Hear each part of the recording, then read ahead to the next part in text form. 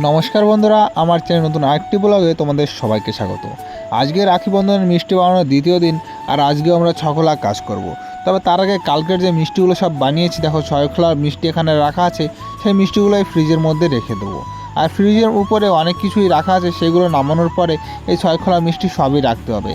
তবে এখানে 3 খোলার রস দিলেই হয়ে যাবে, কারণ ফ্রিজে বেশি রস লাগবে না। 3 খোলার রস দিলে 6 খোলা মিষ্টি আরামসে রাখা যাবে। আর মিষ্টিগুলো ফ্রিজে রাখার পরে আমি এই ড্রামে একটু জল ভরে নিয়েছি ছানা কাটার জন্য। আর এই গাবলায় যে জলটুকু আছে, সেই গাবলায় গোলাতে হবে গুঁড়ো দুধ, সেজন্য জল ভরে রেখেছি। আর পশ্চিমবাংলায় তো অনেকই বৃষ্টি হচ্ছে, আমরা ভাবছিলাম যে আমাদের এখানে কবে থেকে বৃষ্টি শুরু হবে। আর দেখো কালকে বৃষ্টি হয়েছে, মানে বৃষ্টি শুরু হয়েছে, সেই বৃষ্টি এখনও থামেনি।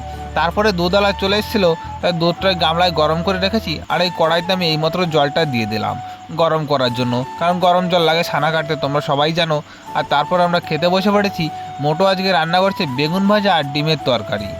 আর খাওয়া দাওয়া শেষ করার পরে আমরা কিছুক্ষণ বসেছিলাম, বসে বসে আমি আর মোটো একটু মোবাইল দেখছিলাম, কারণ দুধটা এখনও ঠান্ডা হয়নি। দুধটা ঠান্ডা হওয়ার আগে পর্যন্ত দুজন বসে বসে মোবাইল দেখছি। তারপরে কি করেছিলাম, ছানা কাটাটা তোমাদের আজকে আর ভিডিও করে দেখাতে একদমই মনে ছিল না। আর দেখো ছানার জটু কাটার পরে ছানার দিকে ঠান্ডাও হয়েছে, তাই বাবাই সব ছানাগুলো এখন ঝুলে দেবে ছটার ন্যাকড়ায়।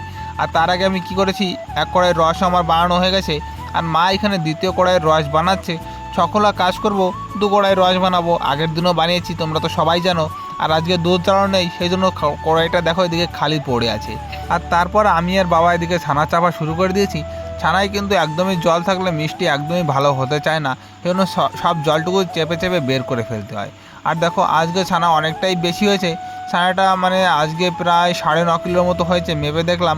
হালকা একটু কম আছে, তাতে কোনো অসুবিধা হবে না। আর মোটা এখানে কিছু রসুন ছাড়িয়ে নিচ্ছে রাত্রেবেলার জন্য, কারণ মোটো আজকে রাত্রেবেলায় ঘুগনি রান্না করবে। সকালবেলা আমি কিছু মটর এনে দিয়েছিলাম, মোটো সেই মটরগুলো এখানে ভিজিয়ে রেখেছে গামলায়, যাতে ঘুগনিটা ভালো হয়। আর তারপরে আমরা ফেটেও বসে পড়েছিলাম।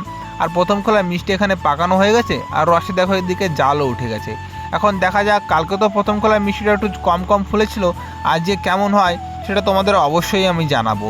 আর কড়ার কাছে আমি চলে এসেছি, বাবা এখানে দ্বিতীয় খোলা ফ্যাট দিচ্ছে। তবে মা বললো কি, যখন আমি মিষ্টিটা ছেড়ে দিয়েছিলাম, মিষ্টিটা যখন সিদ্ধ হচ্ছে, তখন আমি গিয়েছিলাম বাজার থেকে একটু বাজার করে নিয়ে আসলাম। আর দেখলাম যে ভয়ানক মেঘ হয়েছে, মনে হচ্ছে যে বিকালবেলায় আবারও বৃষ্টি শুরু হবে, রাতভর হয়তো হবে। আর দোকানে এসে আমি কি করছি, সব কাজই আমাদের হয়ে গেছে, মানে সব হয়নি। 4 নাম্বারটাই কড়াইতে রয়েছে, আর 5 নাম্বারটা বাবা ফ্যাট দিচ্ছে। কারণ ভেবেছিলাম ছখোলা করব, কিন্তু ছানা একটু কম পড়ে যাওয়াতে আমরা কি করেছি, 5 খোলা কাজ করেছি। আর মিষ্টিগুলো মোটামুটি আজকে ভালোই হয়েছে, একদমই খারাপ হয়নি। তবে আমাদের এদিকে সব অন্ধকার হয়ে গেছে, কারণ কারেন্ট নেই সকালবেলা থেকেই। আর ইনভার্টারের যে চার্জটুকু ছিল, সেই চার্জটুকুও শেষ হয়ে গেছে। এখন অন্ধকারের মধ্যে মোবাইলে আলো জ্বালিয়ে কোনোভাবে কাজবাজ করতে হবে। আর বাবা দেখো এখানে ফ্যাট দেওয়া হয়ে গেছে লাস্টেরটা। আর তারপর সব কাজবাজ করার পরে আমি স্নান করে নিয়েছি, আর স্নান করার পরে খেয়েও নিয়েছিলাম। তবে অন্ধকারের মধ্যে খেতে হয়েছে মোবাইলে আলো জ্বালিয়ে। আর মোটো দেখো কি আকাম করছে, আমি একটু ভিডিও করছি। আর তোমাদের কোনো ভিডিও করে দেখাতে পারিনি কেন, 6টার সময় গিয়েছিল কারেন্ট, একদমই কারেন্ট ছিল না, ইনভার্টারের চার্জও ছিল না। আর 9টার সময় কারেন্ট এসছে। আর খাওয়া দাওয়া করে এইমাত্রই ঘরের মধ্যে এসেছি, একটু শুয়েছিলাম, তখনই কারেন্টটা চলে আসলো। আর বন্ধুরা, আজকের ভিডিওটি এই পর্যন্তই শেষ করছি। দেখা হচ্ছে পরের ভিডিওতে। সবাই ভালো থেকো, সুস্থ থাকো, আর আমার চ্যানেলটি সাবস্ক্রাইব করে আমার পাশে থাকো। বাই।